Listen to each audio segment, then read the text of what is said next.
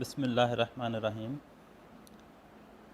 आज हम देखेंगे कॉर्पोरेट फाइनेंस का एक टॉपिक है कैपिटल बजटिंग कि कैपिटल बजटिंग क्या है, इसमें कौन से हम फाइनेंशियल इंडिकेटर यूज़ करते हैं और कौन से मेजर्स जो हैं फाइनेंशियल मेजर्स हम इसमें यूज़ करते हुए कैपिटल बजटिंग को एलोकेट करते हैं कि कहाँ पे हमने इन्वेस्टमेंट करनी है और किस प्रोजेक्ट में नहीं करनी। ये सारा कुछ हम इस आज कैपिटल बजटिंग में देखेंगे।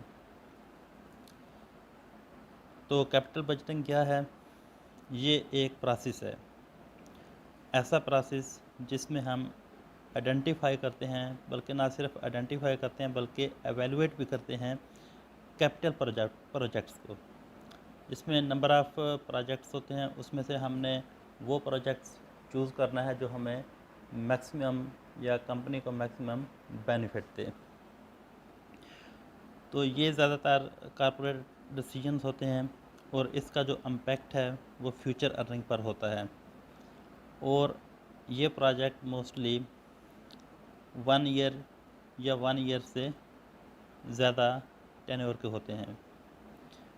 तो कोई भी कॉर्पोरेट डिसीजन जो है वो इम्पैक्ट करता है फ्यूचर अर्निंग पे। तो जो भी हम इसका फ्रेमवर्क बनाते हैं वो सारा कैपिटल बजटिंग में आता है कि हमने कहाँ पे इन्वेस्टमेंट करनी है, कौन सा प्रोजेक्ट हमने लेना है और कौन सा प्रोजेक्ट हमने नहीं लेना।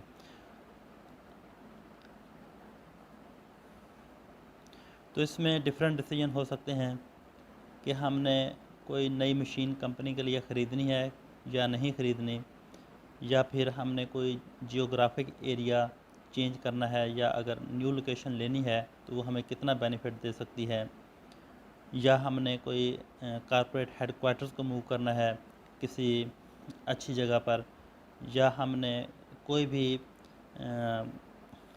कंपनी की जो चीज़ है, फॉर एग्ज़ाम्पल कोई डिलीवरी ट्रक है या कुछ और मशीन्स हैं, एसेट्स हैं, उसमें हमने बजट एलोकेट करना है या नहीं करना। ये सारा कुछ इसमें कैपिटल बजटिंग में आता है। तो इसमें अगर सिंपल सा हम ये देखें, फॉर एग्ज़ाम्पल अगर हमारे पास 2 प्रोजेक्ट्स हैं, एक प्रोजेक्ट ए है और एक बी है। अगर एक प्रोजेक्ट, अगर सिंपल सी लैंग्वेज में हम कहें कि एक प्रोजेक्ट जो है वो हमें over the period of time, for example हमें 20% जो बेनिफिट देता है, और सेम पीरियड बी है वो हमें 10% देता है, तो हम कौन सा प्रोजेक्ट चूज़ करेंगे? Of course as a financial analyst हम जो 20% जो ज़्यादा बेनिफिट दे रहा होगा हम उसको चूज़ करेंगे। तो ये बेसिकली जो प्रोजेक्ट होता है वो कैश फ्लो होता है जो फर्म के पास रिसीव होना होता है over a period of time, और ये जो पीरियड ऑफ टाइम होता है ये 1 साल से ज़्यादा होता है।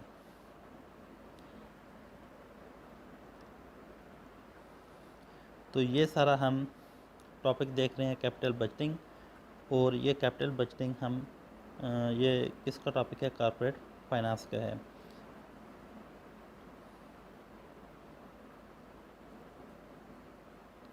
तो ये फाइनेंशियल मैनेजर की बहुत बड़ी रिस्पॉन्सिबिलिटी होती है कि उसने किस प्रोजेक्ट को चूज़ करना है, और कैपिटल बजटिंग डिसीजन इन्वॉल्व होता है purchase of costly long term asset. जो ज़्यादातर जो लॉन्ग टर्म एसेट होते हैं उसको परचेज़ करने में ये कैपिटल बजटिंग इन्वॉल्व होता है। तो ये मोस्टली नंबर ऑफ़ ईयर्स इनकी लाइफ होती है। तो ये जो डिसीजन है ये बहुत इम्पोर्टेंट होता है फर्म के लिए और फाइनेंशियल मैनेजर के लिए कि वो कैसे इसका डिसीजन लेता है। तो इसके लिए डिसीजन लेने के लिए इसमें नेट प्रेजेंट वैल्यू, और तो इसमें जो फाइनेंशियल मेजर्स हैं वो हम नेट प्रेजेंट वैल्यू और internal rate of return use करेंगे। ये आईआरआर और एनपीवी कहलाता है। तो इसमें 2 रीज़न हो सकती हैं। कभी तो ये होता है कि एनपीवी और आईआरआर एक ही प्रोजेक्ट सजेस्ट कर रहे होते हैं, यानी कि दोनों पॉजिटिव रिस्पांस दे रहे होते हैं कि आपने ये प्रोजेक्ट चूज़ करना है। कभी कभी इनमें कन्फ्लिक्शन आ जाता है। IRR कहता है आपने प्रोजेक्ट बी चूज़ करना है, NPV कहता है आपने प्रोजेक्ट ए चूज़ करना है। तो ये सारा हम देखेंगे कि हमने इसको NPV को कैसे कैलकुलेट करना है और IRR को कैसे कैलकुलेट करना है। ये सारा कुछ हम कैपिटल बजटिंग में देखेंगे और ये भी देखेंगे कि एक एज अ फाइनेंशियल मैनेजर हमने किस तरह इसको यूज़ करना है। तो इंशाल्लाह हम फाइनेंशियल कैलकुलेटर पे भी आपको इसकी कैलकुलेशन बताएंगे और जो माइक्रोसॉफ्ट एक्सेल है उसमें भी हम इसकी कैलकुलेशन आपको बताएंगे कि आप कैसे इजीली कैलकुलेट कर सकते हैं विद इन अ मिनट्स। तो ये दो मैयर्स जो हैं, जो फाइनेंशियल मैयर्स हैं, वो हम इसमें यूज़ करेंगे, IRR और NPV।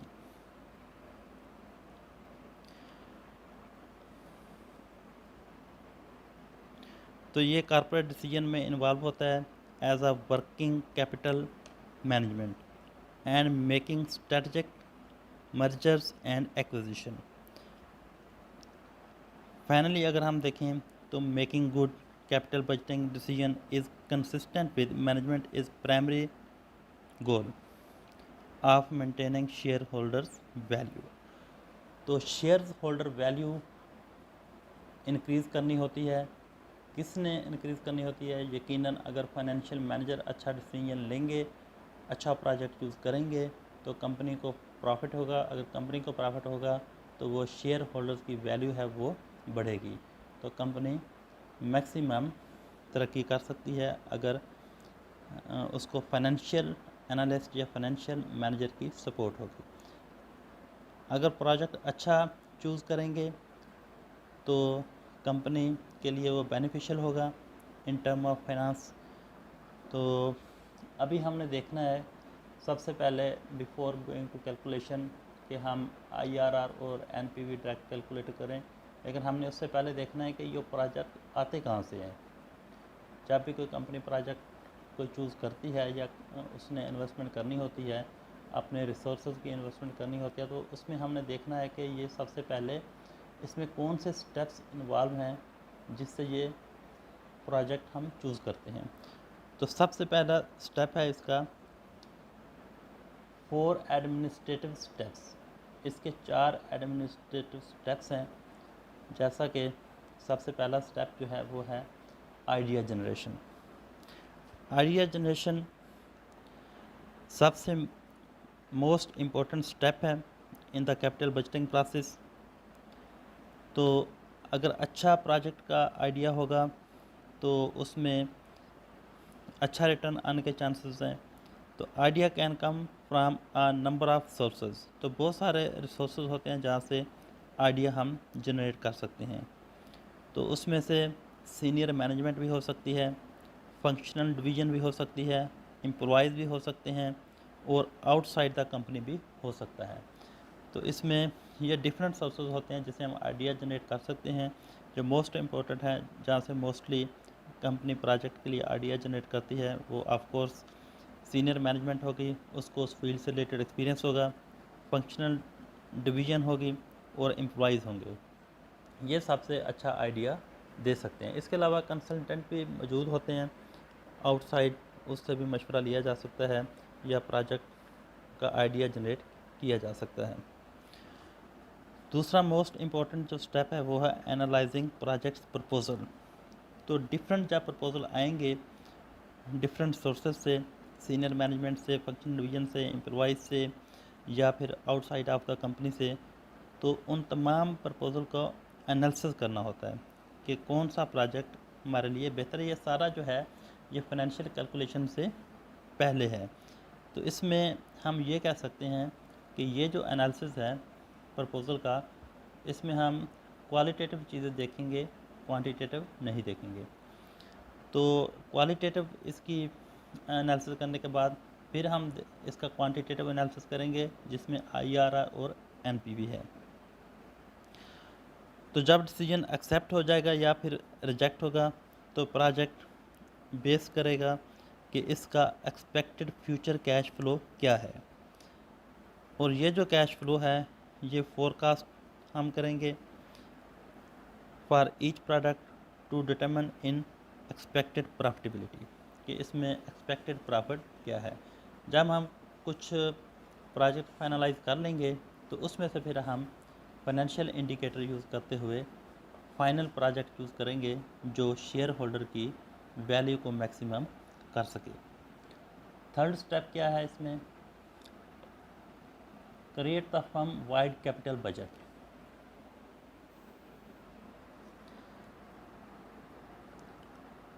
तो जो भी हम प्रोजेक्ट जो है फाइनलाइज करेंगे तो प्रायोरिटी सबसे पहले ये देनी है कि उसका जो कैश फ्लो है वो प्रोजेक्ट का कैश फ्लो और टाइमिंग को हमने देखना है कि ये कितने टाइम में कंप्लीट होगा और उस टाइम पीरियड में ये कितना कैश फ्लो हमें देगा।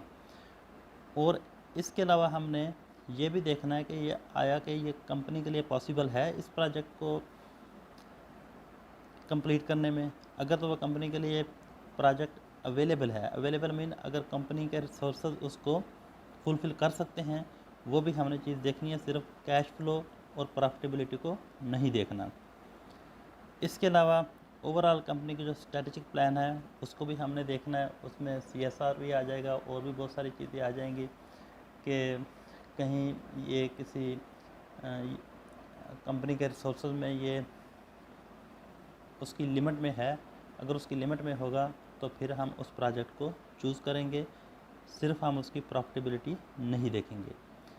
तो इसमें यह भी हो सकता है अगर किसी ऐसे कंट्री में कंपनी अपना प्रोजेक्ट ले रही है जहाँ पे उसको कोई रिलीजन इशू ना हो, कोई सोशल इशू उसको ना हो, इसके अलावा कंपनी के पास इतने रिसोर्सेज हों कि वो उसको कंप्लीट कर सके, ये भी हमने देखना है कि फर्म वाइड कैपिटल बजट। तो बहुत सारे प्रोजेक्ट ऐसे होते हैं जो बहुत अट्रैक्टिव होते हैं कि ये बहुत अट्रैक्टिव हैं। तो बहुत सारे प्रोजेक्ट ऐसे होते हैं कि कंपनी के लिए बहुत अट्रैक्टिव हों, प्रॉफिटेबल हों, कैश फ्लो उनका ज़्यादा हो, टाइम पीरियड भी कम हो, लेकिन मे भी पॉसिबल है कि वो सेंस ही ना हो, स्ट्रेटजिकली सेंस ही ना बनाता हो कि ये कंपनी के लिए पॉसिबल हो। तो ये चीज़ भी हम इसमें देखेंगे, इसको हम क्वालिटेटिव एनालिसिस हम कह सकते हैं। तो स्टेप 4 जो है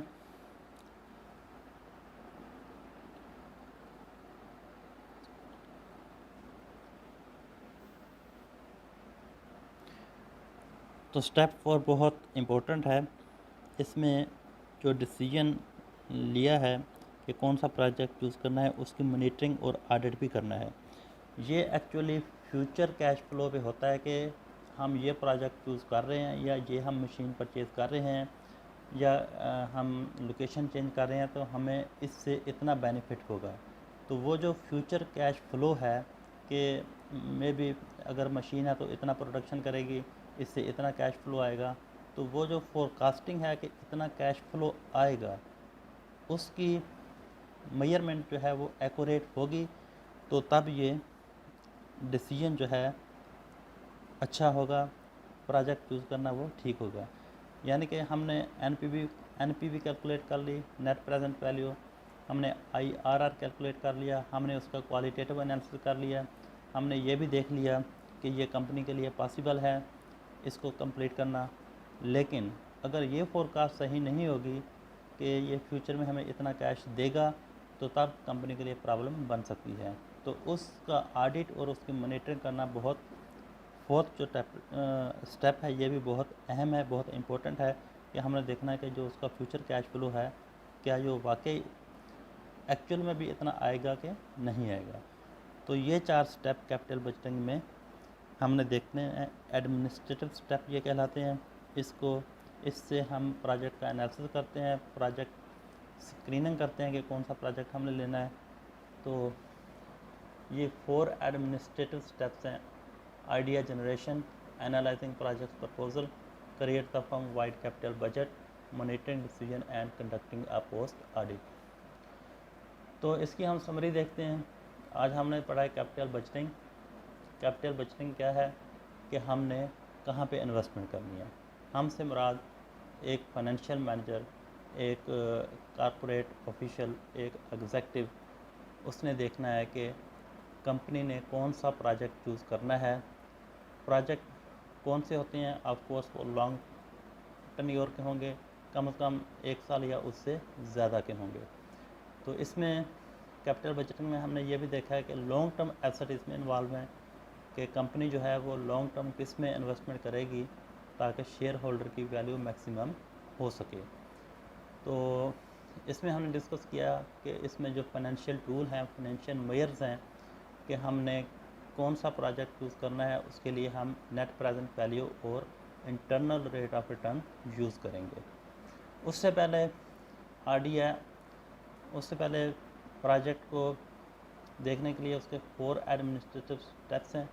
जिस तरह पहला आइडिया जनरेशन, कि आइडिया कहाँ से हमने लेना है, कि कंपनी से एम्प्लॉयज़ से लेना है, सीनियर मैनेजमेंट से लेना है, या फंक्शनल यूनिट से लेना है, या फिर आउटसाइड ऑफ द कंपनी किसी कंसल्टेंट से लेना है।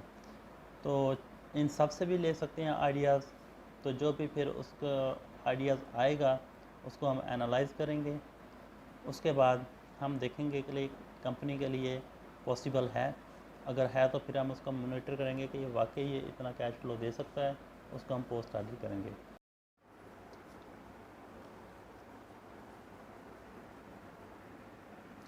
जी, आज हम देख रहे हैं IRR, internal rate of return, internal rate of return.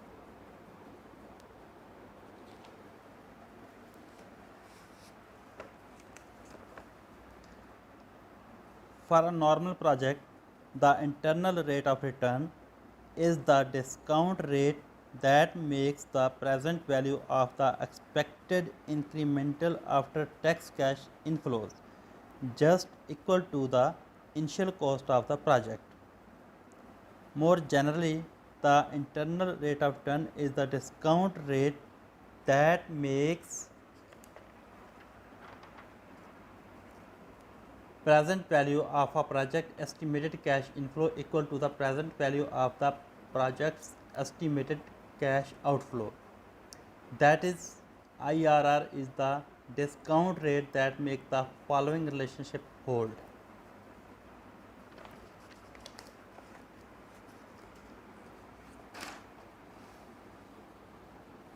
तो इसमें हम देखेंगे कि प्रेजेंट वैल्यू ऑफ इनफ्लो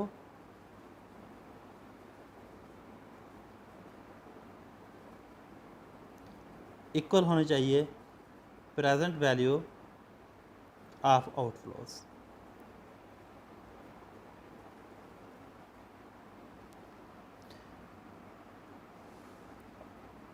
तो ये हमारे पास क्या है, एक्चुअली ये इंटरनल रेट ऑफ रिटर्न हमें ये शो करता है कि present value of inflow equal होगी present value of outflow. The IRR is also the discount rate for which the net present value of project equal to 0. तो ये actually discount rate भी है, कॉस्ट ऑफ कैपिटल भी है किसी company की। तो इसमें हमने सिर्फ जिस तरह हमने पहले NPV कैलकुलेट किया, तो IRR वो रेट है जिस पे NPV जो नेट प्रेजेंट वैल्यू हो वो क्या होगी, 0 हो जाएगी। इसे हम क्या कहेंगे, IRR कहेंगे, इंटरनल रेट ऑफ रिटर्न। तो अगर हम NPV का फार्मूला रिकॉल करें, अभी हम देख रहे हैं कि हमने IRR को कैसे कैलकुलेट करना है, इसकी इम्प्लीमेंटेशन क्या है वो आगे हम आपको बताएंगे। NPV का फार्मूला अगर हम रिकॉल करें तो हमारे पास ये फार्मूला था, समेशन टाइम पीरियड 0 से लेकर n तक, cash flow time period divided by 1 plus ये डिस्काउंटेड रेट है k की पावर t। ये हमारे पास नेट प्रेजेंट वैल्यू का फार्मूला था जो हमने लास्ट टाइम कैलकुलेट किया कि इसको हम कैसे कैलकुलेट करेंगे नेट प्रेजेंट वैल्यू को।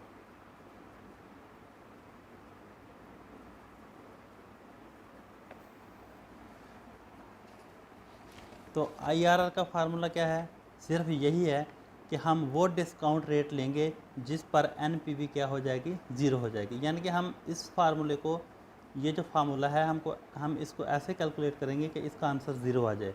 जब इसका आंसर 0 आ जाएगा तो ये हमारे पास जो डिस्काउंट रेट होगा यही IRR के इक्वल होगा। तो इसका फार्मूला हम लिख लेते हैं, बिल्कुल सेम है। NPV equal to 0 equal to summation T time period 0 to N, और कैश फ्लो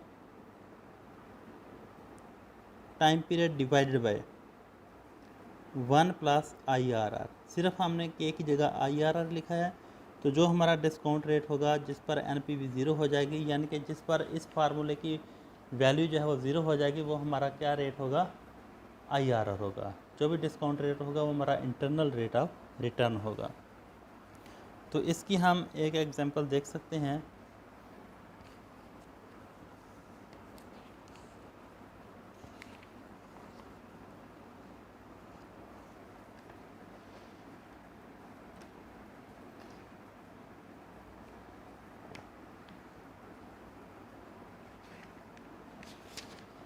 तो ये हमारे पास एक प्रोजेक्ट ए है। सबसे पहले ईयर्स है 0 1 2 3 4 ईयर का डाटा है हमारे पास। ये कोई प्रोजेक्ट ए है जिस पे $2000 इनिशियल इन्वेस्टमेंट है, जिसको हम माइनस में लिखेंगे ऑफ कोर्स। फिर कैश फ्लो फर्स्ट ईयर का जो है वो 1000 है, फिर 800 है, और फिर 600 है, और उसके बाद 200 है।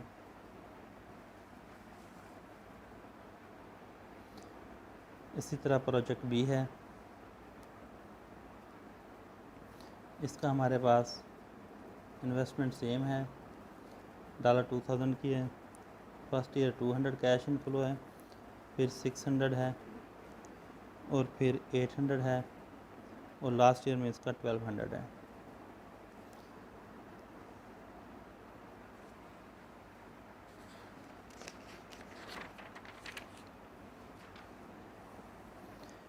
इसका अब हमने IRR फाउंड आउट करना है। जो डिस्काउंट रेट है कॉस्ट ऑफ कैपिटल है, इसकी कॉस्ट ऑफ कैपिटल, या हम इसको डिस्काउंटेड रेट भी कह सकते हैं, वो है 10%, यानी कि 10% पे हमने कैलकुलेशन इसकी करनी है। तो पहले हमने IRR फाउंड करना है प्रोजेक्ट ए का।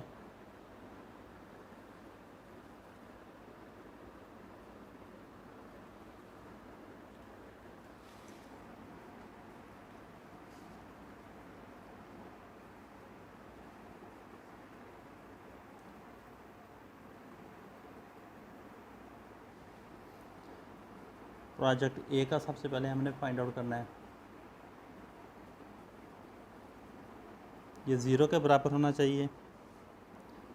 तो फार्मूला के लिहाज से हम पहले फर्स्ट ईयर का जो इनिशियल इन्वेस्टमेंट है वो लिखेंगे, प्लस फर्स्ट ईयर का cash flow divided by 1 plus IRR of project A इसकी पावर 1। इसी तरह सेकंड ईयर का कैश फ्लो है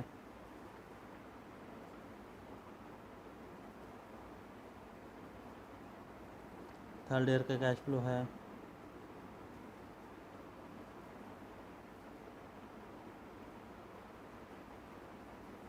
और फोर्थ ईयर का कैश फ्लो है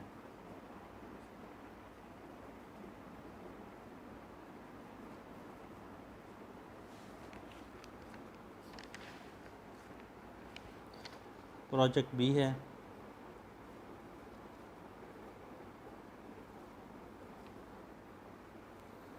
-2000 प्लस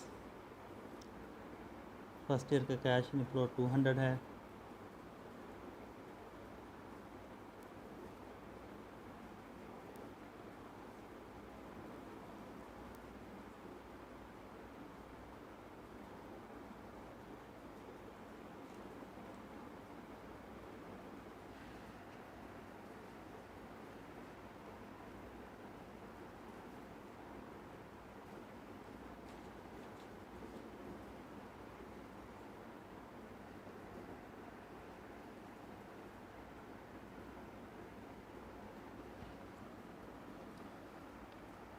तो हमने IRR वो रेट डालना है, वो रेट इसमें पुट करना है जब इसको पूरे का हम कैलकुलेट करें तो ज़ीरो आ जाए।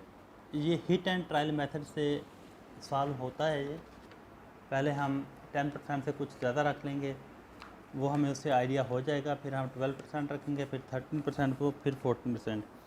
तो इसको हमने फाइनेंशियल कैलकुलेटर यूज़ करते हुए इसको कैलकुलेट किया।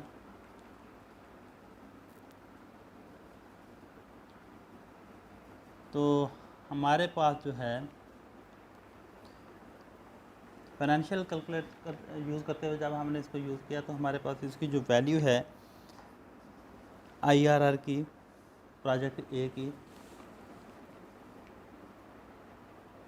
ये मैनुअल कैलकुलेशन है, ये मैनुअल कैलकुलेशन है जो भी मैंने आपको बताई है। अभी हमने फाइनेंशियल कैलकुलेटर यूज़ करते हुए IRR प्रोजेक्ट ए का फाइंड आउट किया।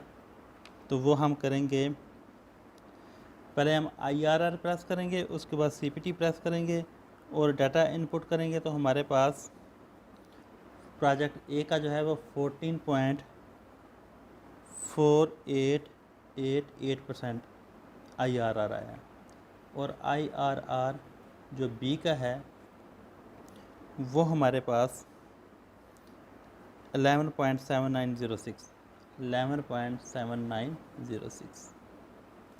तो ये हमारे पास इस तरह IRR की कैलकुलेशन होती है हिट एंड ट्रायल मेथड से। अगर हम मैनुअली करें जिससे बहुत टाइम कंज्यूम होता है, ये इसका फार्मूला मैंने आपको लिख दिया है कि आपके लिए इसको कैलकुलेशन में आसानी हो जाए।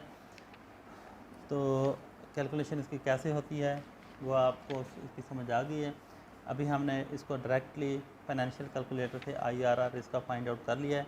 तो हमारे पास ये दो वैल्यूज आई हैं, IRR प्रोजेक्ट ए की 14.48 और IRR बी की 11.79। इसी तरह हमने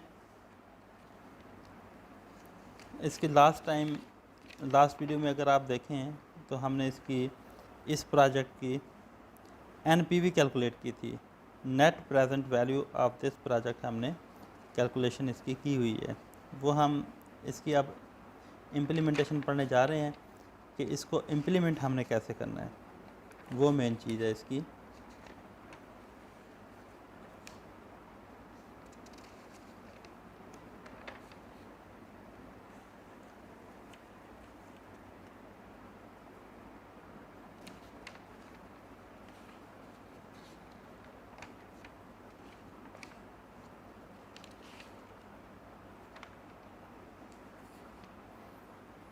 इसी प्रोजेक्ट की हमने NPV कैलकुलेट की थी। तो NPV ऑफ प्रोजेक्ट ए, ये हमारे पास इसका आंसर आया था $157। 157। इसी तरह हमने NPV ऑफ प्रोजेक्ट बी की कैलकुलेट की थी, तो हमारे पास वो आया था $98।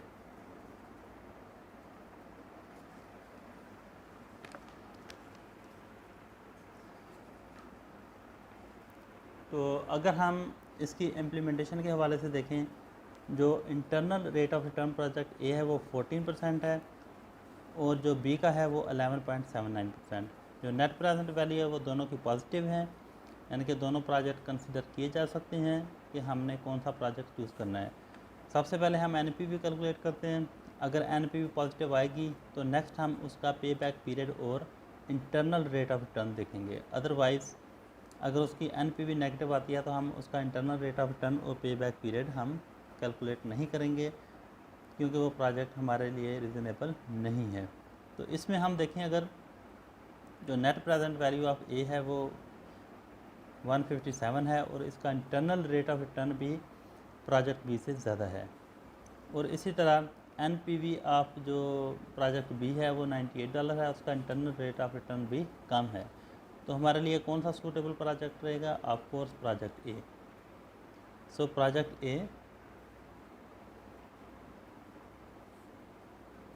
is acceptable because NPV is greater than project B and IRR is also greater than project B.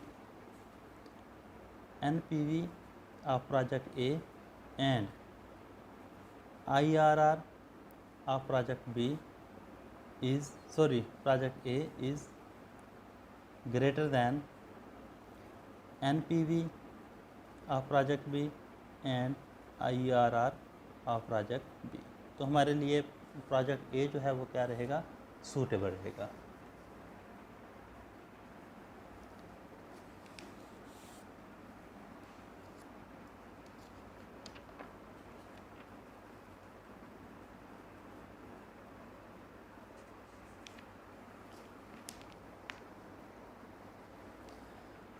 Next हमारे पास टॉपिक पे back period.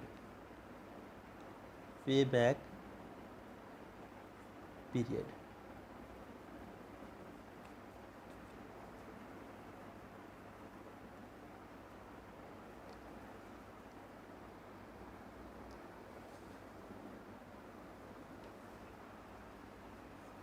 The payback period is the number of years it takes to recover the initial cost of the investment।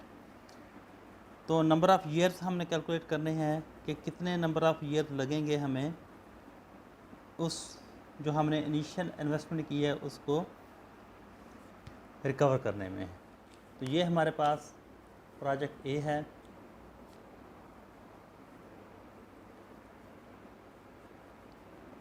इसको हम देख लेते हैं years, इसी को हम लिख लेते हैं जो हमने लास्ट टाइम जिसका हमने कैलकुलेट किया है 0 1 2 3 4। और हमारे पास प्रोजेक्ट ए है।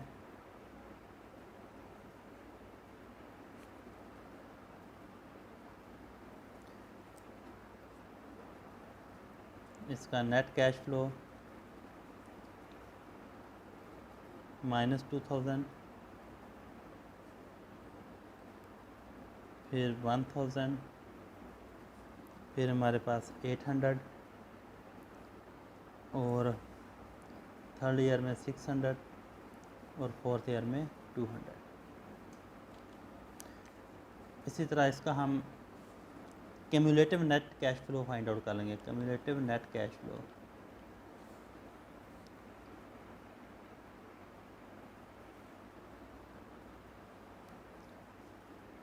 इसको इसमें से हम माइनस करते जाएंगे तो हमारे पास ये 1000 आ जाएगा माइनस में, और 1000 में से 800 प्लस करेंगे तो हमारे पास -200 आ जाएगा आंसर।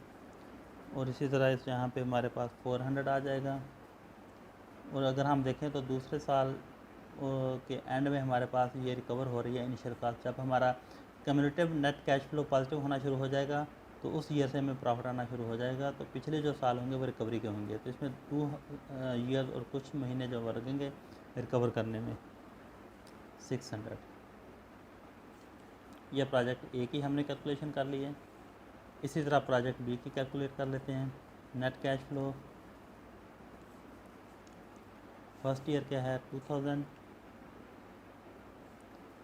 सॉरी इनिशियल इन्वेस्टमेंट 2000 की है। फिर फर्स्ट ईयर हमारे पास 200 आ रहा है, उसके बाद 600, उसके बाद 800,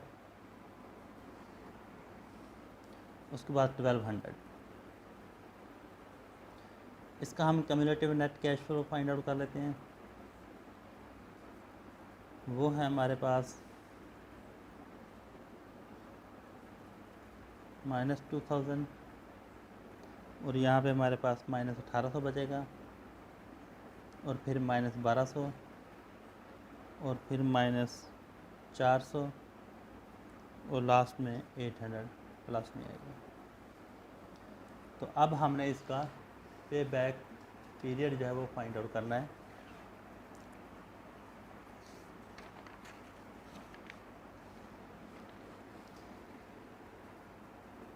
पे back period of project A. तो सबसे पहले हमने वो ईयर का नंबर लिखना है जिसमें पॉजिटिव से पहले, यानी कि जो लास्ट ईयर है नेगेटिव का, तो ये 2 लिखेंगे हम, क्योंकि 2 सालों में ये हमारे पास रिकवर हो रही है। प्लस जितनी ये वैल्यू है वो लिखेंगे 200 डिवाइडेड बाय जो नेक्स्ट ईयर का जो कैश इनफ्लो है वो हम लिखेंगे। 600। जब हम इसको कैलकुलेट करेंगे तो हमारे पास 2.35 ईयर आ जाएगा, 2.35 ईयर्स आ जाएगा। इसी तरह pay back period of project B, ये हमारे पास तीसरे साल में आखिरी नेगेटिव हो रहा है तो 3 लिखेंगे, प्लस 400 लिखेंगे डिवाइडेड बाय नेक्स्ट ईयर का कैश इनफ्लो, वो क्या है 1200, वो लिखेंगे हम। तो हमारे पास इसका आंसर 3.33 ईयर आ जाएगा। तो अभी अगर हम देखें प्रोजेक्ट ए का जो पे बैक पीरियड है वो भी प्रोजेक्ट बी से कम है, तो पे बैक पीरियड के हवाले से भी हमें प्रोजेक्ट ए जो है वो आइडियल है प्रोजेक्ट बी के लिहाज से।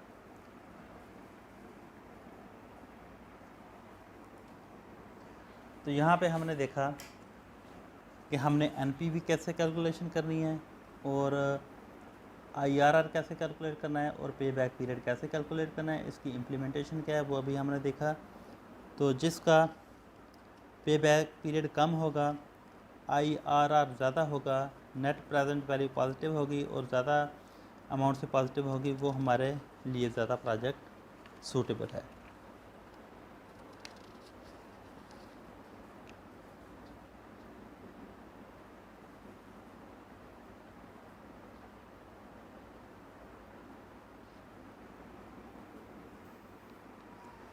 तो ये प्रोजेक्ट हमारे पास ऐसे प्रोजेक्ट बाय चांस हमारे पास आया कि जिसमें एक आइडियल सिचुएशन है कि इसकी एनपीवी भी प्रोजेक्ट एक ही ज़्यादा है, आईआरआर भी ज़्यादा है और पे बैक पीरियड भी ज़्यादा है। लेकिन कुछ प्रोजेक्ट ऐसे होते हैं जिनकी एनपीवी तो ज़्यादा होती है लेकिन आईआरआर प्रोजेक्ट बी का या जो हमारे पास सेकंड ऑप्शन होता है वो ज़्यादा होता है। तो उस सूरत में हम क्या करेंगे, या फिर पे बैक पीरियड है वो भी कन्फ्लिक्ट कर रहा होता है प्रोजेक्ट दूसरे प्रोजेक्ट से जो हमने एक्सेप्ट करना होता है। तो यहाँ पे हम एक फाइनेंशियल टीम ने सर्वे किया था, तो उसने लोकेशन के हवाले से कहा कि European countries tended to use the pay back period method as much or more than the IRR and NPV method. जो यूरोपियन कंट्रीज़ हैं वो ज़्यादा पे बैक पीरियड को देखते हैं कि कितनी जल्दी कैश हमारे पास आ जाता है, तो पे बैक पीरियड को ज़्यादा प्रेफरेंस देते हैं rather than IRR and NPV method. तो size of the company matter करता है, the larger the company the more likely it was to use discounted cash flow technique such as the NPV and IRR. तो जितना company का size बड़ा होगा तो वो एनपीवी और आईआरआर को कंसिडर करेगी, पे बैक पीरियड को कंसिडर नहीं करेगी। Public versus private companies use the pay back period more often than public companies. तो जो प्राइवेट कंपनीज है वो पे बैक पीरियड को प्रेफरेंस देती हैं, जबकि पब्लिक कंपनीज जो है वो नेट प्रेजेंट वैल्यू और इंटरनल रेट ऑफ रिटर्न को प्रेफरेंस देती हैं। मैनेजमेंट एजुकेशन, अगर मैनेजमेंट ज़्यादा वेल लिटरेट होगी, फाइनेंशियल लिटरेसी उसमें होगी, तो वो एनपीवी और आईआरआर को ज़्यादा तरजीह देंगे रादर दैन पे बैक पीरियड को।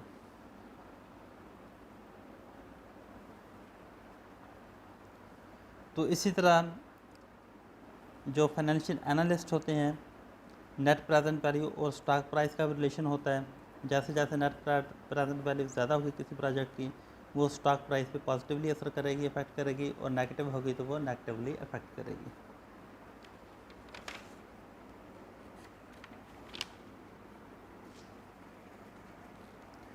तो ये थे हमारे पास फाइनेंशियल टूल्स जिसको यूज़ करते हुए हम कैपिटल बजटिंग में डिसीजन करेंगे कौन सा प्रोजेक्ट चूज़ करना है और कौन सा प्रोजेक्ट ड्रॉप आउट करना है।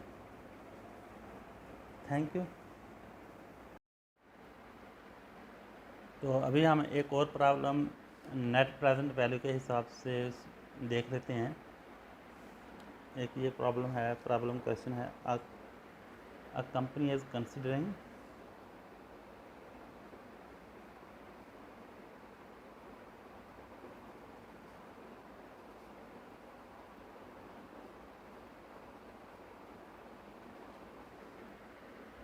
The purchase of a copier,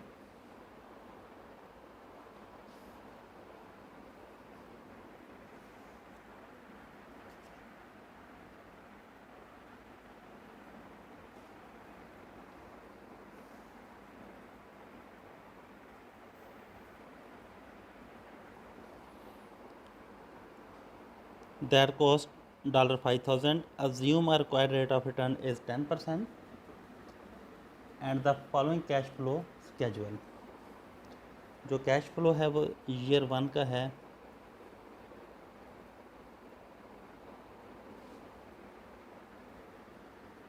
$3,000,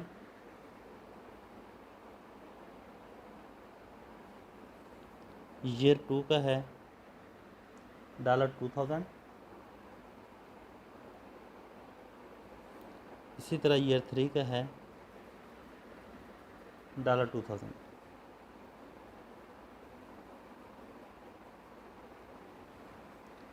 तो हमने इसका NPV फाइंड आउट करना है। NPV का फार्मूला मैं पहले आपको बता चुका हूँ कि कैसे उसको मैनुअल कैलकुलेट करना है। तो सबसे पहले हमारे पास इनिशियल इन्वेस्टमेंट आएगी, वो कितनी है $5,000 है, तो उसको हम माइनस में लिखेंगे क्योंकि ये हम इन्वेस्ट कर रहे हैं। प्लस जो हमारे पास फर्स्ट ईयर का कैश है वो $3,000 है, इसको हम डिस्काउंट करेंगे 10% से, तो 1 + k यानी कि 1 + 10% तो हमारे पास 1.1 आ जाएगा। और फर्स्ट ईयर है तो यहाँ पे ईयर फर्स्ट ईयर आ जाएगा। इसी तरह सेकंड ईयर का 2000 है, तो इसका हम 1.1 यहाँ पे 2 लिखेंगे क्योंकि सेकंड ईयर है। थर्ड ईयर का हमारे पास कैश फ्लो 2000 है, तो 1.1 की पावर 3 आ जाएगी क्योंकि थर्ड ईयर का हम फाइंड आउट कर रहे हैं।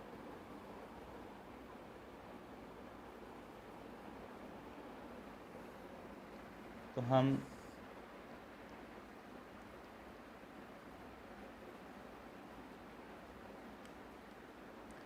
$3,000 को डिवाइड करेंगे पहले 1.1 पर,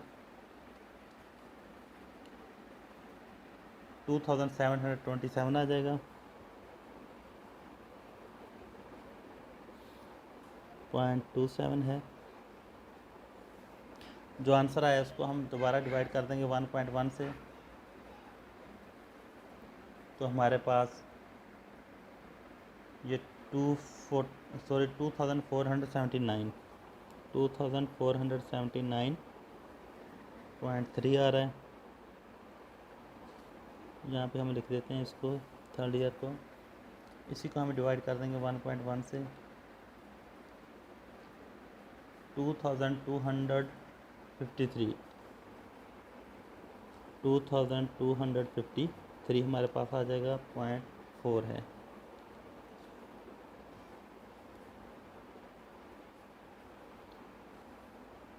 तो इनको हम प्लस कर लेते हैं। तो इसको हमने प्लस किया तो हमारे पास आंसर आ गया है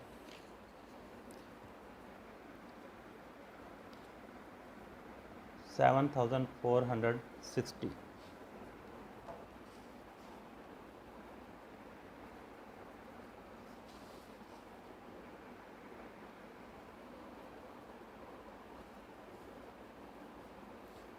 $7,460 में से हम 5,000 माइनस करेंगे तो हमारे पास $2,460 इसकी NPV आ जाएगी।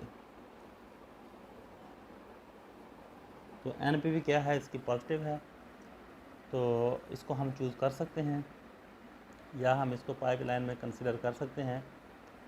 लेकिन अगर इसके मुतबादल कोई और प्रोजेक्ट है, अगर उसकी NPV ज़्यादा है तो यकीनन हम वो चूज़ करेंगे। अगर किसी और फैक्टर को देखना हुआ जिस तरह IRR और पे बैक पीरियड है, अगर वो कंसिडर करना हो तो उसको भी हम देख के फाइनल डिसीजन लेंगे कि कौन सा प्रोजेक्ट हमने चूज़ करना है।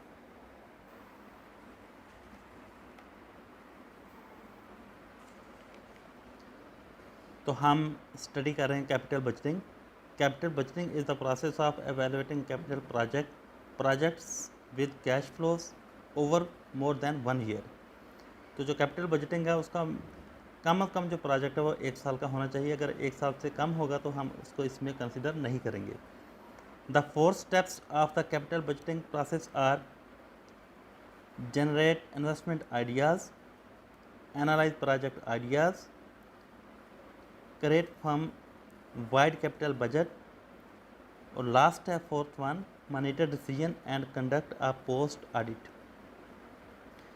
इसके अलावा हमने इसमें कैटेगरीज ऑफ कैपिटल प्रोजेक्ट पढ़ी थी, जिसमें फर्स्ट वन थी replacement project for maintaining the business और for cost reduction, expansion projects, new product और market development, mandatory projects to meet environmental और रेगुलेटरी रिक्वायरमेंट्स, और 5th वन था other project such as research and development और pet project of senior management.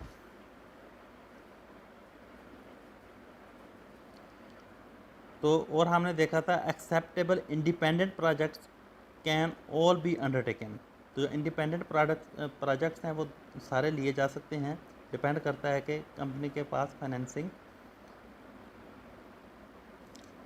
क्या है। अगर financing है तो तमाम प्रोजेक्ट लिए जा सकते हैं जिनकी नेट प्रेजेंट वैल्यू क्या होगी, पॉजिटिव होगी। उसके बाद हमने पढ़ा था प्रोजेक्ट सीक्वेंसिंग। उसमें यह था कि कंपनी कंसिडर करती है प्रोजेक्ट, अगर वो प्रोजेक्ट प्रॉफिट में रहता है तो उसी प्रोजेक्ट को या उससे रिलेटेड जो उसने कंसिडर किए होते हैं उसको कंटिन्यू रखती है। तो जैसे ही कोई प्रोजेक्ट अनप्रॉफिटेबल होगा तो कंपनी उसको ड्रॉप आउट कर देगी।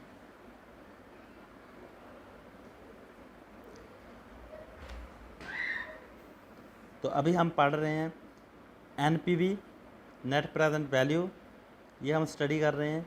इसको हमने कैलकुलेशन इसकी देखी है, मैनुअल कैलकुलेशन देखी है। नेक्स्ट इसका एडवांस लेवल आपको इंशाल्लाह फाइनेंशियल कैलकुलेटर और एक्सेल पे कैसे करते हैं वो आपको बताया जाएगा। जो फाइनेंशियल कैलकुलेटर पे कैसे करनी है उसका टेबल मैंने दे दिया है कि कैसे उसको आप इजीली फाइनेंशियल कैलकुलेटर पे कर सकते हैं। तो net present value is the sum of the present values of a project's expected cash flow and represents the increase in firm's value from undertaking a project. Positive net present value projects should be undertaken, but negative net present value projects are expected to decrease the value of the firm.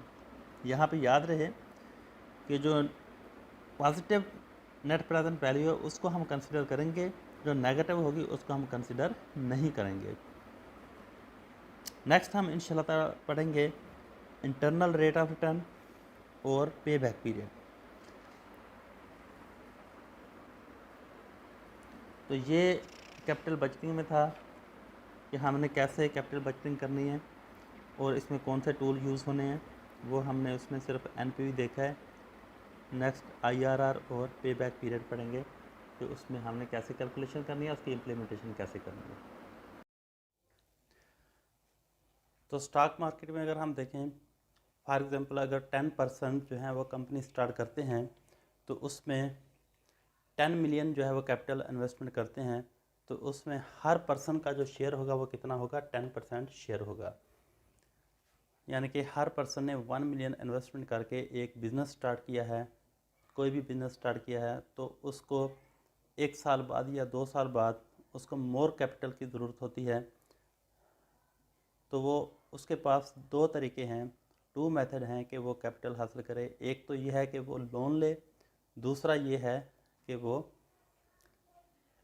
Equity financing करवाए, यानी कि capital gain करे stock market से। तो कैसे करेगी, IPO offer करके। तो उसमें वो पब्लिक ऑफर करेगी, तो स्टॉक्स में लिस्टेड होगी, तो उसमें नंबर ऑफ़ शेयर्स जो है वो जितनी उसका अमाउंट चाहिए उस पर नंबर ऑफ़ शेयर से डिवाइड करके वो एक शेयर की प्राइस जो है वो मुख्तस कर देगी।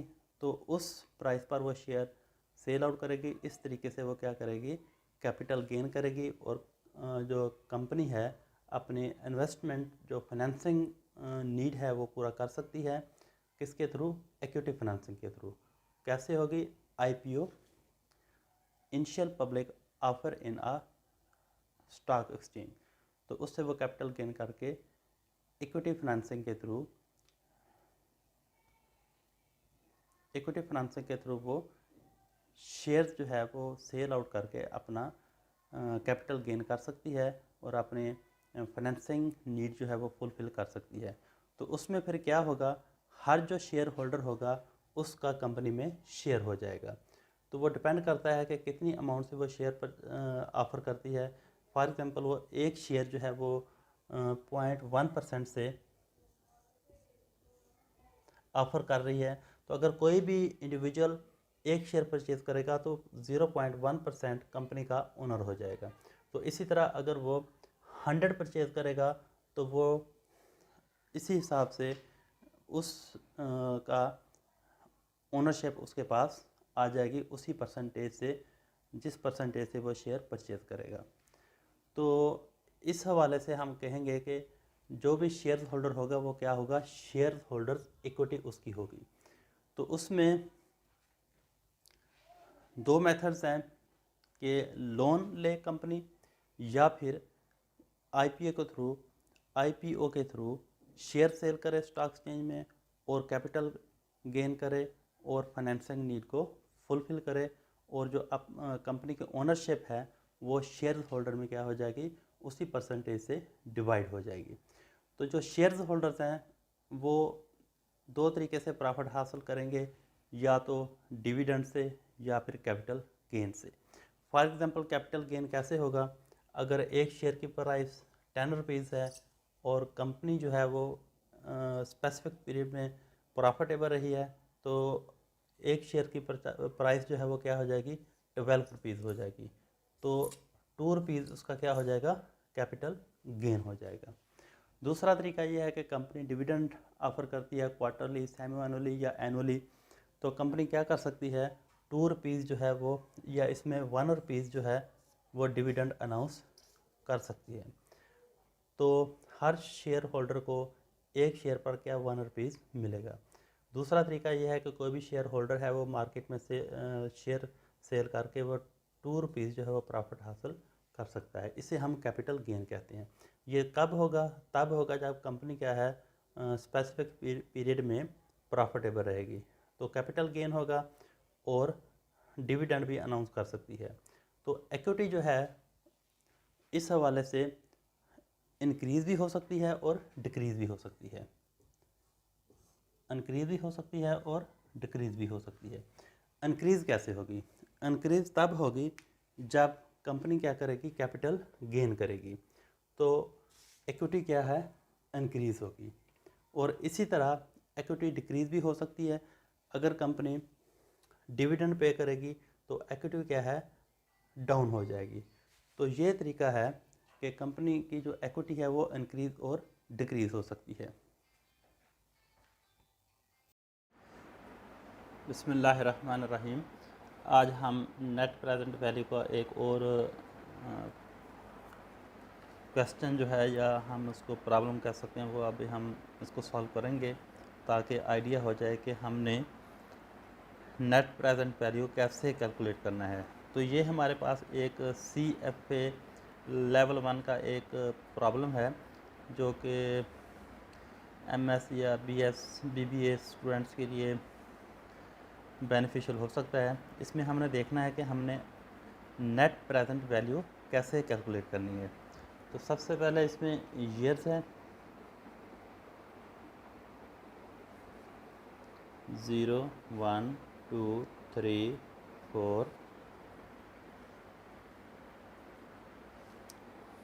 5 ईयर का हमारे पास ये डाटा अवेलेबल है। और इसमें 2 प्रोजेक्ट हैं, प्रोजेक्ट X और प्रोजेक्ट Y। ये हमारे पास 2 प्रोजेक्ट हैं। इनिशियल इन्वेस्टमेंट जो है दोनों में यूरो में है, 1000। इसको हम माइनस में लिखेंगे क्योंकि ये हमने इन्वेस्टमेंट किया, हमारे अकाउंट से जो यूरो हैं वो क्या हुए हैं, डेबिट हुए हैं। तो हम इसको क्या करेंगे, माइनस में लिखेंगे। दोनों प्रोजेक्ट में 1000 यूरो जो है हमने इनिशियल इन्वेस्टमेंट की है। प्रोजेक्ट एक्स में एवरी ईयर जो है 500 यूरो का हमें कैश फ्लो आ रहा है।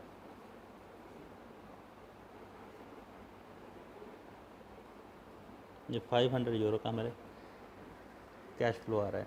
और जो प्रोजेक्ट वाई है उसमें फर्स्ट ईयर में 0 है, सेकंड, थर्ड, फोर्थ, और जो फिफ्थ ईयर है उसमें क्या है 4000 हमें कैश फ्लो है लास्ट ईयर में 4000 यूरो का। तो अब हमने इसका क्या करना है, NPV कैलकुलेट करना है कि इसकी नेट प्रेजेंट वैल्यू क्या होगी, वो हमने उसकी कैलकुलेशन करनी है। तो पहले हम net present value of project x, इसकी हम कैलकुलेशन कर सकते हैं।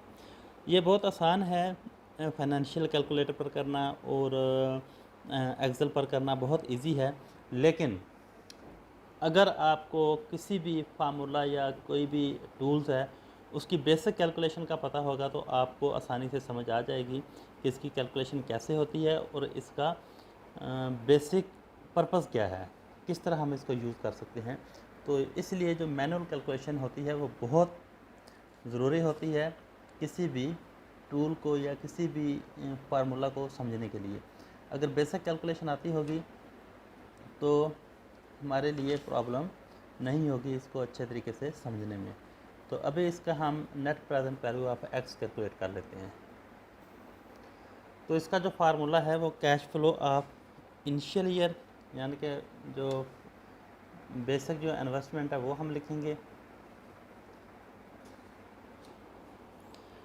Plus cash flow of first year divided by 1 plus के इसमें क्या है, डिस्काउंटेड रेट है, या फिर उसको हम कह सकते हैं कि ये अपॉर्चुनिटी कॉस्ट है कंपनी की या फर्म की, या हम कह सकते हैं कि उसको कम से कम इतना रेट चाहिए।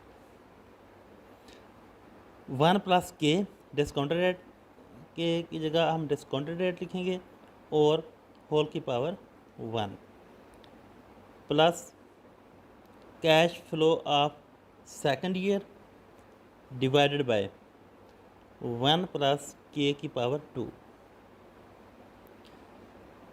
प्लस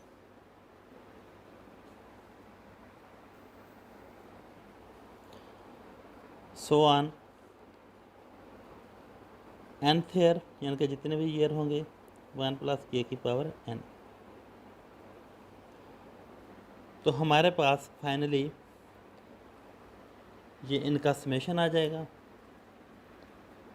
n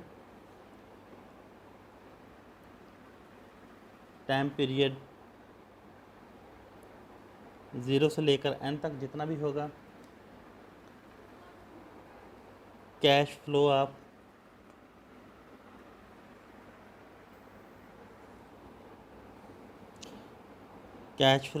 जितना भी टाइम पीरियड होगा, 5 साल हैं 7 साल हैं, डिवाइडेड बाय 1 प्लस के की पावर, जो भी इसका टाइम पीरियड होगा वो हम इसको लिखते जाएंगे। तो ये फार्मूला है। तो इस फार्मूले के लिहाज से तो हमने अभी NPV यानी कि एक्स प्रोजेक्ट की NPV हमने मालूम करनी है, नेट प्रेजेंट वैल्यू हमने फाइंड आउट करनी है। तो फर्स्ट ईयर में कितना है हमारे पास, -1000 कैश फ्लो है, ये यूरो में है, ठीक है।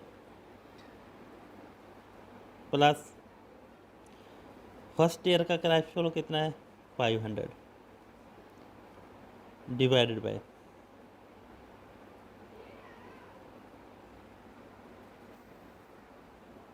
तो इसमें जो कास्ट ऑफ कैपिटल बताएगी वो 10% है। तो फर्स्ट ईयर का कैश फ्लो डिवाइडेड बाय, तो इसमें 1 प्लस के लिखेंगे, यानी कि 1 प्लस 10% तो 1.1 आ जाएगा, इसकी पावर 1 आ जाएगी। इसी तरह सेकंड ईयर का कैश फ्लो कितना है 500 है, डिवाइडेड बाय 1 प्लस 1 की पावर 2। सेम थर्ड ईयर का है 1.1 की पावर 3। इसी तरह 4 ईयर का है,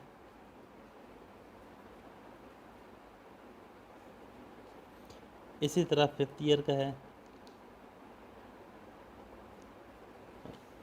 तो अब हम इसको क्या करेंगे, कैलकुलेट कर लेंगे।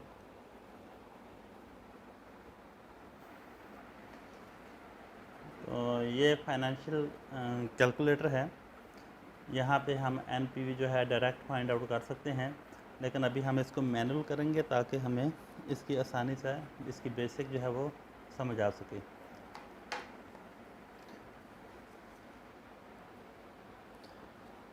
तो 500 को 1.1 से डिवाइड करेंगे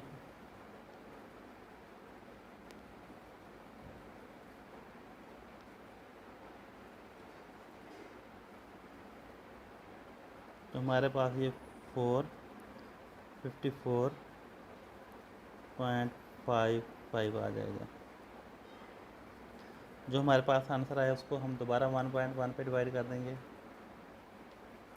तो हमारे पास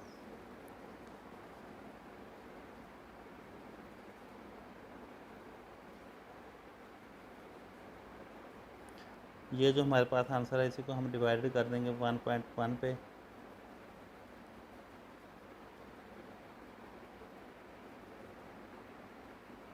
$375।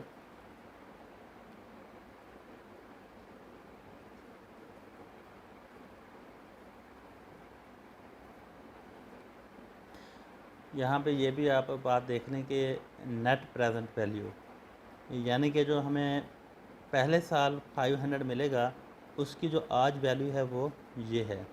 इसी तरह जो हमें सेकंड ईयर मिलेगा उसकी आज वैल्यू ये है। इसी तरह जो हमें थर्ड मिलेगा उसकी आज वैल्यू ये है। ये हमें इस हिसाब से आप इसको अच्छे तरीके से समझ सकते हैं कि इसका बेसिक मकसद क्या है।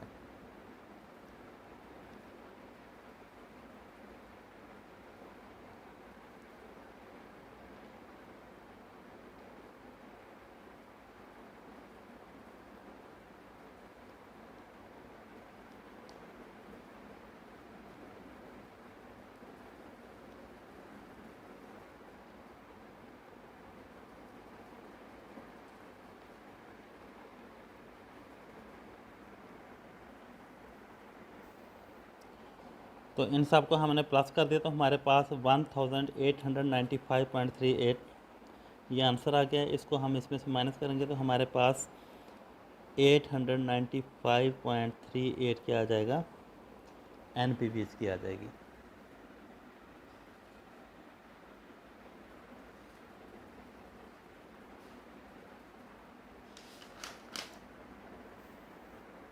तो ये हमारे पास इसकी जो एनपीवी ऑफ प्रोजेक्ट एक्स है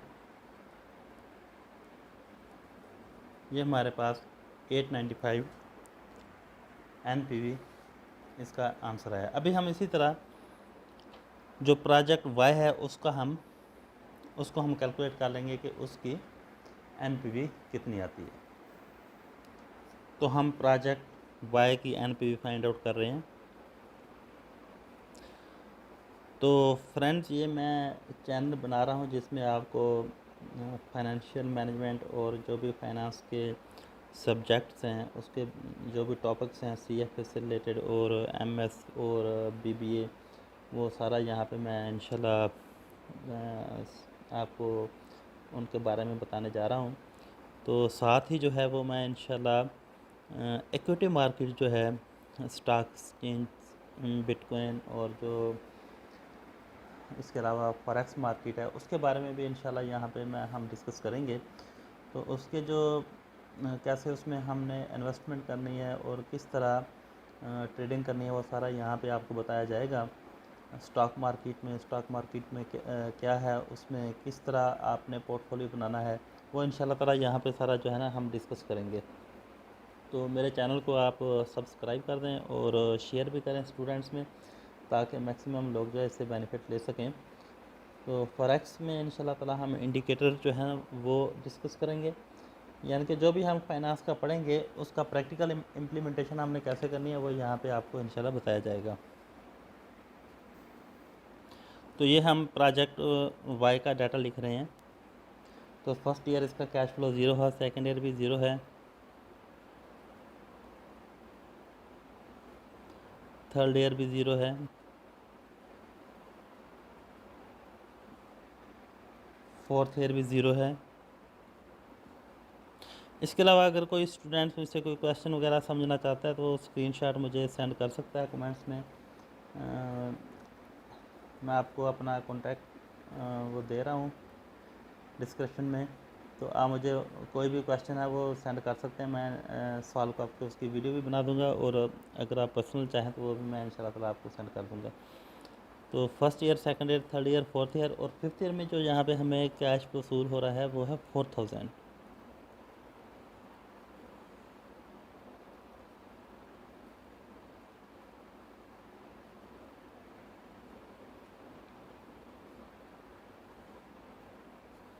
तो ये तो सारा ज़ीरो हो जाएगा।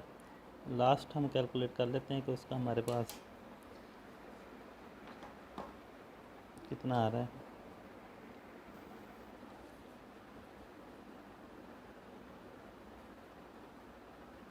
तो 1.1 की पावर हम 5 लेंगे तो हमारे पास 1.61 आंसर आ जाएगा। 1.6105।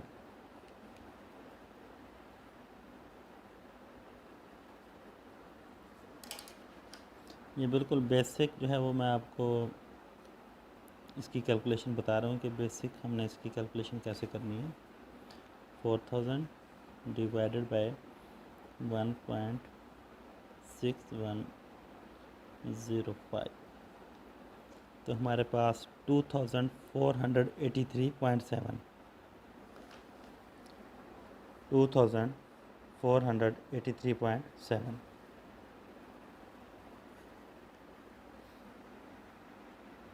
इसको हम माइनस करेंगे तो हमारे पास 1483 इसकी एनपीवी आ जाएगी।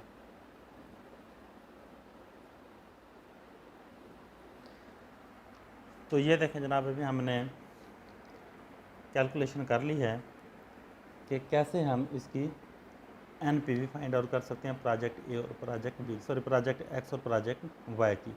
तो आपके सामने मैंने इसकी कैलकुलेशन आपको बता दी है कि कैसे हम इसकी कैलकुलेशन कर सकते हैं। तो दोनों प्रोजेक्ट की एनपीवी जो है, नेट प्रेजेंट वैल्यू क्या है, पॉजिटिव है।